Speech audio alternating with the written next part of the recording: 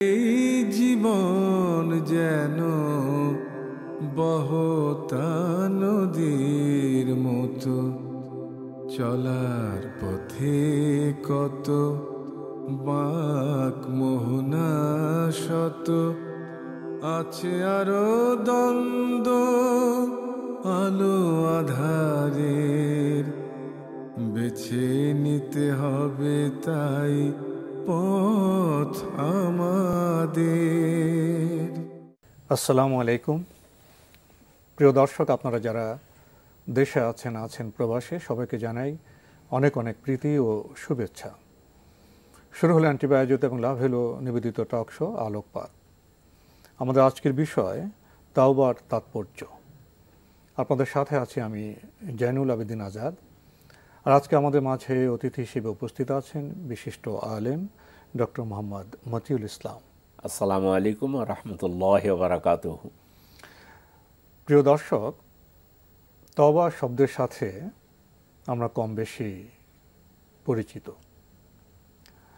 আর এই বিষয়টা আমরা জানি যে মানুষ হিসেবে আমরা কিছু ভুল ত্রুটি করে ফেলি। এখন ভুল ত্রুটি হওয়ার পরে আমরা কি করব? আমরা কি হতাশ হয়ে যাব? আমরা কি ভুল ত্রুটিতেই লিপ্ত থাকব? না ভুল ত্রুটির পরে আমরা অনুতপ্ত হব, আমরা সংশোধিত হব? এসব ব্যাপারে ইসলামের কি বার্তা রয়েছে? আজকের বিজ্ঞ আলোচকের কাছ থেকে আমরা সে বিষয়গুলো জানার চেষ্টা করব। শুরুতেই ডক্টর মোহাম্মদ মতিউল ইসলাম, আপনার কাছে জানতে চাইব মানব জীবনে তাওবার প্রাসঙ্গিকতা বা গুরুত্ব সম্পর্কে। বিসমিল্লাহ, আলহামদুলিল্লাহ, ওয়াসসালাতু ওয়াসসালামু আলা রাসূলিল্লাহ, বাদ। চমৎকার প্রশ্ন করেছেন মুহাম্মদ সাল্লাল্লাহু আলাইহি ওয়াসাল্লাম। তিনি একটা হাদিস বলেছেন, কুল্লু বনি আদম খাত্তাউন ওয়া খায়রুল খাত্তাইন আত-তাওয়াবুন। বনি আদম সকলেই ভুল ত্রুটি হয়ে যেতে পারে, ভুলের মধ্যে আছে, ভুল করে, কিন্তু এই ভুল কাজের মধ্যে সবচেয়ে উত্তম ওই ব্যক্তি আল্লাহর নিকট যে ভুল করে তাওবা করে। তো দেখুন, এটা তো বললো আল্লাহ রাসূল হাদিস। আল্লাহ তাআলা কোরআনে বলছেন, কুল ইয়া ইবাদিয়াল্লাযিনা আসরাফু আলা আনফুসিহিম লা তাকনাতু মির রাহমাতিল্লাহ ইন্নাল্লাহা ইয়াগফিরুয যুনুবা জামিআ ইন্নাহু হুয়াল গাফুরুর রহিম। আপনি বলেন, ইয়া ইবাদিয়াল্লাযিনা আসরাফু আলা আনফুসিহিম, তোমাদের মধ্যে যারা ইসরাফ করেছো, সীমা লঙ্ঘন করেছো নিজের উপরে নিজে, লা তাকনাতু মির রাহমাতিল্লাহ, নিরাশ হও না, আমার রহমত থেকে তোমার নিরাশ হও নো, নিরাশ হতে নিষেধ করেছে। তো আল্লাহ বলছেন, লা তাকনাতু মির রাহমাতিল্লাহ ইন্নাল্লাহা ইয়াগফিরুয যুনুবা জামিআ, তোমরা পাপ করলে আল্লাহ এটা ক্ষমা করে দিবেন। ইন্নাহু হুয়াল গাফুর রহিম, নিশ্চয়ই তিনি ক্ষমাকারী এবং অতি দয়ালু। আসলে পাপ করলে তো কঠিন হওয়ার কথা, আল্লাহ বলতে আমি রহমান, আমি রহিম, আমি ক্ষমা করে দেব যদি তুমি প্রত্যাবর্তন করো পাপ থেকে। এই তওবার গুরুত্ব এত বেশি। আদম আলাইহিস সালাম তো ভুলটা করে ফেলছেন, কিন্তু তওবা করার কারণে নবীর পর্যায়ে রয়ে গিয়েছেন। আর শয়তান তো ভুল করলো, শয়তান ভুল করলো, ওই তওবা না করার কারণে শয়তানে হয়ে গেল, আরো নিচে চলে গেল। ফাতালাক্কা আদামু মির রাব্বিহি কালিমাত ফাতাবা আলাইহি। আল্লাহ মানে আদম তার রব থেকে কিছু কথা শিখে নিয়েছে, ওটা শিখে ওইভাবে যখন বলছে, অনুসূচিত হয়েছে। ফাতালাক্কা আদামু মির রাব্বিহি কালিমাত ফাতাবা আলাইহি ইন্নাহু, মানে তখন আল্লাহ তাআলা তার তওবা কবুল করেছেন। কি করেছেন? রব্বানা যালামনা আনফুসানা ওয়া ইন লাম তাগফির লানা ওয়া তারহামনা লানাকুনান্না মিনাল খাসিরিন। আল্লাহ নিষিদ্ধ করেছিলেন অন্যায়টা করার জন্য, প্রথমে ভুলের স্বীকৃতি দিলেন। রব্বানা যালামনা আনফুসানা, আল্লাহ নিজের প্রতি জুলুম করেছে। রব্বানা যালামনা আনফুসানা ওয়া ইন লাম তাগফির লানা, যদি আপনি মাফ না করে দেন, ক্ষমা না করে দেন, লানাকুনান্না মিনাল খাসিরিন, ধ্বংসশীলদের অন্তর্ভুক্ত হয়ে যাব। সেই জন্য তওবাটা আমরা আসলে গভীর একটা উপলব্ধি, খুব গভীর বিষয়। মানে অন্যায় হয়ে যেতে পারে, কিন্তু অন্যায় হয়ে যাওয়ার পরে এটা না যে করে অন্যায় প্রতিষ্ঠিত থাকবো না, আমি ওখান থেকে ফিরে আসবো। এটাই হলো তওবার মূল স্পিরিট, হলো এটাই, অন্যায় থেকে ফিরে আসা। তওবার অর্থ যদি বলেন আপনি, তাওবা কিন্তু আরবি শব্দ, এখন কিন্তু এটা বাংলা হয়ে গিয়েছে। আমরা তওবার অর্থ যদি বাংলা লিখি তাহলে অনুশোচনা, অনুতপ্ত হওয়া। আরেকটি বিষয় আপনার সামনে পেশ করতে চাই। আমরা তো আলেমদের কাছ থেকে দুটি শব্দ শুনে থেকে ইস্তেগফারও শুনি, আবার তওবা শুনি। হ্যাঁ, মানে একটা ক্ষমা চাওয়া এবং তওবা করা। এই যে শুধু ক্ষমা চাইলাম আর তওবা করলাম, এই দুইয়ের মধ্যে কোনো পার্থক্য আছে? একটু পার্থক্য আছে। তওবার মধ্যে কিছু শর্ত আছে। আমি বললাম যে আস্তাগফিরুল্লাহ, ইস্তেগফার হয়ে গেছে, মানে আমার ক্ষমা করো, ওই আন্দাজে বললাম যে আস্তাগফিরুল্লাহ, মুখ দিয়ে আসে, কিন্তু আসলে উপলব্ধিটা করতে হবে। ও, আমি অন্যায়টা করেছি, এই পাপটা হয়ে গিয়েছে, আল্লাহ তো এটা নিষেধ করেছিলেন, আমার মতো ব্যক্তি আমি এই কাজটা করে ফেললাম, আল্লাহ আমি এটাকে ফিরে আসলাম, এখানে আর কখনো যাব না এবং আর এই অন্যায় কখনো করব না। এটা হলো তাওবা। তওবাতে কিছু অন্য অতিরিক্ত বিষয় আছে। অতিরিক্ত প্রথমত ত্রুটিতে স্বীকার করা এবং প্রতিজ্ঞা করা এবং সে ত্রুটি থেকে ফিরে আসা, প্রত্যাবর্তন করা। জি, তিনটা শর্ত। তওবার মধ্যে তিনটা শর্ত আছে, ইস্তেগফারের মধ্যে তিনটা শর্ত নেই। ইস্তেগফার হচ্ছে আমি আল্লাহর কাছে ক্ষমা চাইলাম, আল্লাহ আমাকে মাফ করে দেন, এটা একটা স্বীকৃতি, এটা একটা স্বীকৃতি, তওবার একটা অংশ। কিন্তু প্রত্যাবর্তনে যে আরো বিষয়গুলো আছে সেগুলো ইস্তেগফারে নেই। তওবা হচ্ছে যে যেটা কাজ করে ফেলেছে অন্যায়, সেখান থেকে উঠে আসা, তারপরে সত্যের উপরে অটল অবিচল থাকা, ওই কাজ পরিহার করে তওবা করে আর কখনো এই কাজ করবো না, এটার উপরে অবিচল মানে থাকা, এটা হলো তওবার শর্ত। তাহলে তওবা ইস্তেগফার শব্দ দুটি আমরা ওই পাশাপাশি ব্যবহার করি। ইস্তেগফার মানে আসলে অন্যায় থেকে ক্ষমা চাওয়া। তো ইস্তেগফারটা সহজে করা আমরা করি, যেমন নামাজের পরে যখন জিকির যে আজকারগুলো আছে, প্রথমে আস্তাগফিরুল্লাহ 3 বার পাঠ করা, তার মানে আমি আল্লাহর কাছে যত ক্ষমা পাপ করেছি সব থেকে মাপ চাই। কিন্তু তওবার মধ্যে হলো ওই 3টা জিনিস হয়ে গেছে, অনুশোচনাটা লাগবে, গভীরভাবে অনুশোচনা করতে হবে যে আল্লাহ এই কাজটা আপনি হারাম করেছেন, আমি করে ফেলছি, আল্লাহ আমি অনুতপ্ত। এই অনুতপ্তটা নিজের হৃদয়ের মধ্যে নিয়ে আসা, এটা কাউকে বলতে হবে না, কাউকে দেখাতে হবে না। তওবা আত্ম-উপলব্ধি, অনুশোচনা। জি, আগে তো নিয়ম ছিল তওবা করার সময়, ছোটবেলায় যেটা দেখেছি, ওই হুজুর নিয়ে আসা হতো, তারপরে একটা অনুষ্ঠান করা হতো, গালে থাপ্পড় মারতো, থাপ্পড় মারতো, এরপরে তওবার একটা প্রক্রিয়া ওনারা করতেন, কি করবেন আসলে আনুষ্ঠানিকতা। তারপর উর্দুতে বলা হতো মাই তওবা করতা হুঁ সব বুরি কামু সে সব বুরি বাতও সে। এগুলোর সাথে তওবার কোনো সম্পর্ক নেই, এগুলো এভাবে নয়। তওবা তো নিজে অন্যায় করেছি, নিজে আল্লাহর কাছে অনুসূচিত হব, নিজকে নিজে নিন্দা করব, তিরস্কার করব আত্মাকে, যে আল্লাহ আমি এই অপরাধ করে ফেলছি, অপরাধ করছি আমি, আরেকজন এসে বলবে যে মাই তওবা করতাম, আমি তওবা করতেছি, তো ওনার সাথে সাথে আমি বলতেছি যে আমিও তওবা করতেছি। তওবা ওইভাবে নয়, ওই আনুষ্ঠানিকতার প্রয়োজন নেই, কোনো প্রয়োজন নেই আনুষ্ঠানিকতার জন্য। অন্যায় হয়ে গিয়েছে, রাস্তায় অন্যায় করেছি, অন্যায় আমি করেছি, আমি অনুতপ্ত হব, জি আমি অনুতপ্ত হব এবং সাথে সাথে আমি প্রত্যাবর্তন করব। একটা অন্যায় করলে আমাকে সাথে সাথে ভালো কাজ করে ফেলবে, হ্যাঁ সেটা করব। কিন্তু তওবার জন্য যে আমি সময়, ঠিক আছে মৃত্যুর আগে তওবাটা করব, তা আমি মরবো কখন আমি কি জানি? কয়েক সেকেন্ড। পৃথিবীতে কেউ কি আছে যে আর আমি এত সেকেন্ড বেঁচে থাকবো? মানে একবার সুনির্দিষ্ট করে, অনেকে মনে করে এখন তো ইয়াং আছি, যৌবনে আছি, কিছু তো ভুল ত্রুটি হয়ে যাবে, করে ফেলবো, বয়স তো পড়ে আছে, বুড়ো শেষ বয়সে গিয়ে তওবা করব, না, এই চিন্তা চেতনা কি ঠিক? এটা অত্যন্ত জঘন্য এবং নিন্দনীয় চিন্তা। কত যুবক হাসি তামাশায় লিপ্ত। কবি বলেন অকাম মিন ফাতা আমসা ও আসপাহা দাহিকান ও আকফানুহু তুনসাজু বিল গায়বি ওয়া হুয়া লা ইয়াদরি। কত যুবক হাসি তামাশায় মত্ত আছে, অন্যায়ের মধ্যে লিপ্ত আছে, অথচ তার কাফনের কাপড় বাজারে তৈরি করা হচ্ছে, সে জানেও না, অথবা বাজারে তার কাফনের কাপড় তৈরি হয়ে চলে আসছে, বাসা থেকে বের হয়েছে, অ্যাক্সিডেন্ট করেছে, আর নেই। ফলে 1 মিনিটের জন্য কোনো ব্যক্তি এইটার উপরে নির্ভর না করা যে আছে তো আরও 2-4-5 বছর পরে, কিন্তু অনেক মানুষ এটা করে।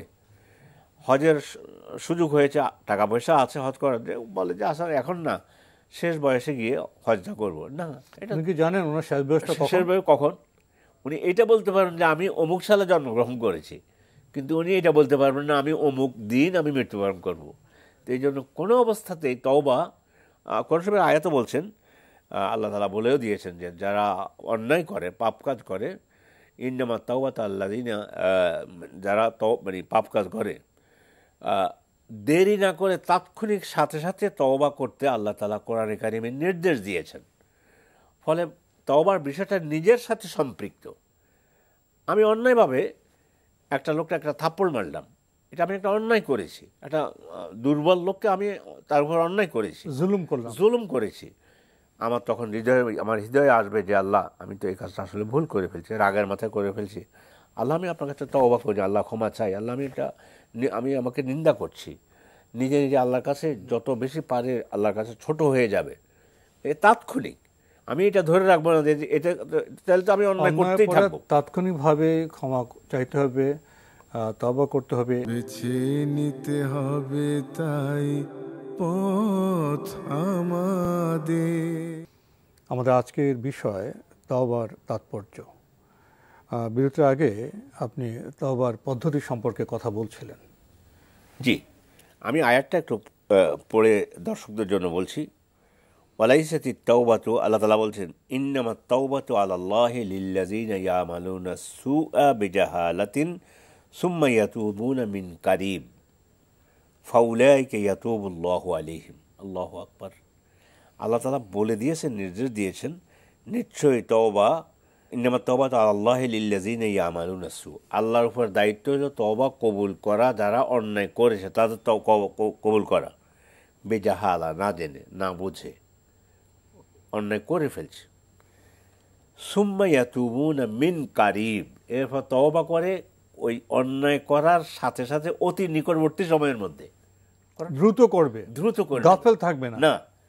আরেকটা আয়াত বলছে, ওয়ালাইসাতিত তাওবাতু লিল্লাযিনা ইয়ামালুনা সাইয়্যাত হাত্তা ইযা হাদারা আহাদাহুমুল মাউতু ক্বালা ইন্নী তুবতুল আন ওয়ালাল্লাযিনা ইয়ামুতুনা ওয়া হুম কুফফার উলাইকা আ'তাদনা লাহুম আযাবান আলীমা। আল্লাহ আমাদেরকে, আমাদের দর্শকদেরকে কথাটা বোঝার তৌফিক দান করুন। কোরআনে কারিমের আয়াত, আল্লাহ বলেন তওবা ওর জন্য, ওর নসিবে নাই। ওয়ালাইসাতিত তাওবাতু লিল্লাযিনা ইয়ামালুনা সাইয়্যাত, যারা অন্যায় করে, সাইয়্যাত হাত্তা ইযা হাদারা আহাদাহুমুল মাউত, এখন মৃত্যু এসে গেছে। এই মানে মৃত্যু আসলে মানুষের মৃত্যুর কিছু চিহ্ন আছে। এই সময় যদি বলে আল্লাহ আমি তো এখন তওবা করলাম, যেমনটা ওই যে তওবা করেছে ফেরাউন, যখন নদীতে আল্লাহ, সাগরে আল্লাহ ডুবাই ধরেছেন, তখন বললো আমানতু বিল্লাযী আমানাত বিহি বানু ইসরাঈল ওয়া আনা মিনাল মুসলিমিন। সে মৃত্যু চাক্ষুষ করলো, মৃত্যু তো কাছে চলে এসেছে, তখন আর তওবা নেই, তখন তওবা তো কবুল হবে না। সহিহ হাদিসে আসছে, সূর্য যখন পশ্চিম দিকে উঠবে তখন তওবা কবুল নেই। আর মৃত্যুর গ্যারগার শব্দ, অর্থাৎ গড়গড়া শব্দ যখন হবে, মৃত্যু আসার পূর্বে একটা শব্দ হয় কণ্ঠনালীতে, এর আগ পর্যন্ত এই সময় এসে গেলে আর তওবা নেই। দুটোই আল্লাহ বলে দিয়েছেন, তওবা করতে হবে খুব নিকটবর্তী সময়ের মধ্যে। এখন যাচ্ছি আমরা তওবা করলে ফজিলত কি। রাসূলুল্লাহ সাল্লাল্লাহু আলাইহি ওয়াসাল্লাম হাদিসের মধ্যে একটা সুন্দর উদাহরণ দিয়েছেন। হাদিসটার মধ্যে এভাবে এসে, ক্বালা রাসূলুল্লাহ সাল্লাল্লাহু আলাইহি ওয়াসাল্লাম ফিমা ইয়াযকুর আলা রাব্বিহি, আল্লাহ তাআলা থেকে বলতেন, ইয়াকুলুল্লাহু ইয়া ইবনা আদম ইন্নাকা মা তাদউনি ওয়া রাজাউতানি আকফিরু লাকা। এখানে লম্বা হাদিস, আল্লাহ নিজে, হাদিসে কুদসিতে এসেছে যে হে আদম সন্তান, তুমি যদি গুনাহ করে আমার কাছে ক্ষমা চাও, আমি তোমার পাপ ক্ষমা করে দেব। আর যদি তোমার পাপ পাহাড় পরিমাণও হয়, কিন্তু এখানে একটা কথা আছে, যদি আমার অন্যায়টা কোনো ব্যক্তির সাথে হয়ে যায়, এক ব্যক্তির টাকা আমি জোর করে নিয়েছি, জমিটা জোর করে নিয়েছি, নেওয়ার পরে জমি ঠিক আমার কাছে রেখেছি, আমি বললাম আল্লাহ আপনি আমাকে মাফ করে দেন, হবে না। অন্যের অধিকার হরণ করলে ফিরে দিয়ে তারপর বলতে হবে আল্লাহ আমি তো অমুকের অধিকার হরণ করেছি, তার অধিকার তাকে দিয়ে দিয়েছি, আল্লাহ আমাকে মাফ করে দেন, এটা একটা। আর আমি 5টা রোজা রাখি নেই, তাহলে এটা আল্লাহর সাথে সম্পৃক্ত। আল্লাহ তাআলা বলছেন তুমি পাপ করলেও আমি তোমার পাপ ক্ষমা করে দেব, তবে ওই তওবা, এই তওবার সাথে সম্পৃক্ত, তওবা করতে হবে। বিশেষ করে কবিরা গুনাহ হলে অবশ্যই তওবা করতে হবে।